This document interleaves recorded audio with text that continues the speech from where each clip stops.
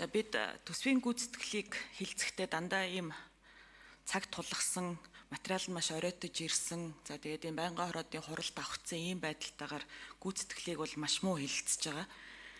Тэгээд сая ч гэсэн энэ материал маань бас их орой ирлээ. Тэгээд бас л байнгын хороодод авахцаад их тийм тулгамдсан байдалтай төсвийн гүйцэтгэлийг хилцэж байна. Уг нь бол төсөв баталгаасаа илүүтэй энэ гүйцэтгэл дээрээ татвар төлөгчдийн мөнгийг хэрхэн яаж зарцуулж байгаа дээр бид нар нэлээд нухацтай ярих хэрэгтэй.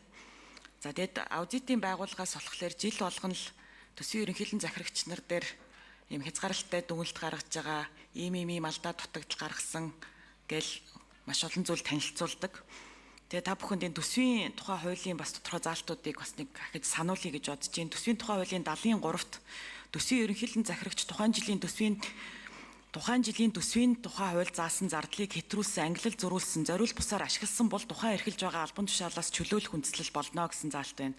74 дээр төсвийн ерөнхийлөн захирагч санхүү төсвийн асуудал эрхэлсэн төрийн захиргааны төв байгууллага төсвийн төслийг боловсруулж батлуулахдаа үндэслэгүй тоо мэдээнд тулгуурлан батлуулсан төсвийн гүйцэтгэлээр тогтоогдсон бол уг албан тушаалаас чөлөөлөх хүндэслэл болно гэсэн байна.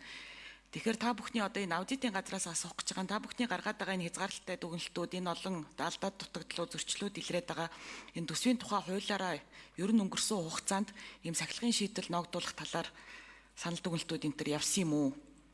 Одоо энэ танилцуулж байгаа зүйл дээр саяны хоёр заалтанд хамаарах тийм яг бодитод алдаа дутагдал зөрчлүүд юу байна вэ гэдэг тодорхой асуулт байна. За хоёрдугаарт нь бид саяхан жилийн хөгжлийн төлөвлөгөөгөө хилцэх гэж бас бөөнлийн болсон. Тэгээ хөгжлийн төлөвлөгөөнд саналуудаа тусгуулах гэж гишүүд бас нэлээд удаан хэлэлцсэн. Тэгээ төсвийн жилийн төлөвлөгөөгөө бол арай ээж бас баталж авсан. Гэтэл энэ 2025 оны төсвийн гүйцэтгэл дээр ямар үр дүн гарч байгаа вэ гэхлээр улсын хөгжлийн жилийн төлөвлөгөөнд туссан нийт арга хэмжээний ердөө 53.7% нь одоо энэ төсвийн гүйцэтгэлтэй ороод ингээд тодорхой хэмжээнд хэрэгжээд явж байна гэсэн ойлголттой. Одоо ийм дүгнэлт байна. Тэгэхээр бол одоо энэ жил болохоор одоо жилийн төлөвлөгөө сая батлагтаад явцсан байгаа. Ирэх жилийн төсөвт одоо энэ жилийн төлөвлөгөө чинь ингэж бүтнээрээ ер нь сууж чадах юм уу? Энэ хөгжлийн төлөвлөгөө тэгээд төсвийн тухай хууль хоёрынхоо зөрүүн дээр одоо хэдүүлээ ер нь яаж энэ хөгжлийн бодлого төлөлтөө зангид нь нэгтгэх юм бэ? Энэ дээр одоо сангийн яам ер нь ямар байр суурьтай байна вэ гэдгээ асуумаар байна. Цаашдаа ингэж зүгээр нэг юм цаас батлахын төлөө их хурал дээрч бөөн хилэн болоод засаг дээрч бөөн хилэн болоод тэгсэн ирнэ эцсийн дүндээ ерөөсөө гүйцэтгэлээр хэрэгждэггүй энэ байдал байх юм уу? За саяны хоёр асуултанд хариулт аваа тэгээд За ажлын хэсгийн 5 номер. За дараа нь сангийн яам бэлдэж байгаа. За жаргалан гишүүний асуултанд хариулъя. Төсвийн тухай хуулийн 60 дугаар зүйлийн 70 дугаар зүйлтэй холбоотой төрийн аудитын байгууллагаас энэ жил нэгдсэн байдлаар бид нар бас авч үзсэн.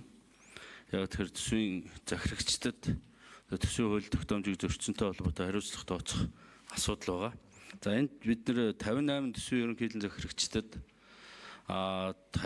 төсвийн тухай хууль тогтоомжийг зөрчсөн албан тушаалтнуудад хариуцлага тооцоолохоор алан бичгийг бол хөргүүлсэн байгаа. Төрийн аудитын байгууллагаас, Монгол Улсын ерөнхий аудитороос.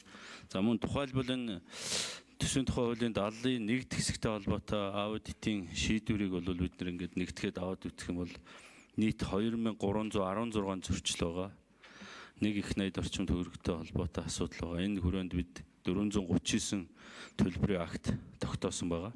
За 73, 74 дэх заалттай холбоотой асуудлаар мөн одоо Монгол Улсын ерөнхий аудитороос холбогдох төсвийн ерөнхийлөн захирагчдад албан бичгийг хөргүүлээд тодорхой хугацаанд одоо энэ асуудлыг шийдвэрлэж хариу мэдэгдүүлэх тухай бол энэ бичгээ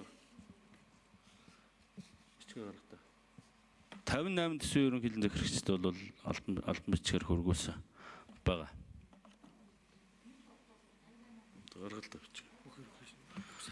Бүх сайд нар, бүх аймгийн засаг дарга нарт бид нар бол албан бичгээр шаардлага хөргүүлсэн.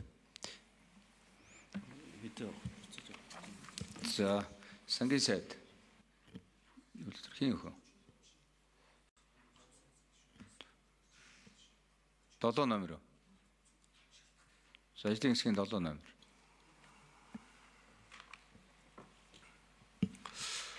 За жилийн төлөвлөгөө төсөвдөө батлагдаж чадах уу гэж асуусан жаргалан гişүү.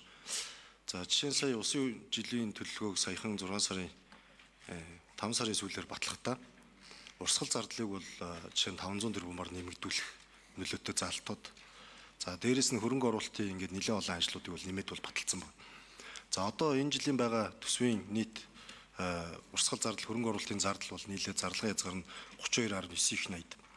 За саяхан баталсан төсвийн хүрээгээр баталсан одоо төсвийн хүрээ маань өөрөө нийт зардлыг бол нэг 2.5, 2.3 их 80-аар л нэмэгдүүлэх боломжтой байдаг. Нэг талтай. Тэгсэн мөртлөө одоо биднэрт ирж байгаа хүсэлтүүд за төсвийн хязгаар батлахад ирүүлж байгаа хүсэлтүүд бол энд багтаах ямар ч боломжгүй л хүсэлтүүд ирээд байгаа. Тэгэхээр нэгт мэдээж цалин тэтгэвэр зардлуудаа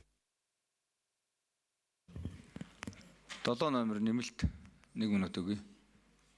тэгэхээр мэдээж төсөв боловсруулахдаа цалин тэтгэвэр одоо нийгмийн халамжтай холбоотой за зайлшгүй гэсэн зарлуудаа тусгаад за үүний дараа гэрээ нэгдсэн байгаа хөрөнгө оруулалтуудын ажлуудаа тусгаад ийм байдлаар ирэмблээд төсөвтөө тусах бол ажлуудын. Тэрнээс яг одоо бүх хуультай бүх ирүүлсэн хүсэлтийн дагуу бүх зардлуудыг төсөвтөө багтаагаад оруулах боломж болох юмсоо гэдгийг бас хэлье.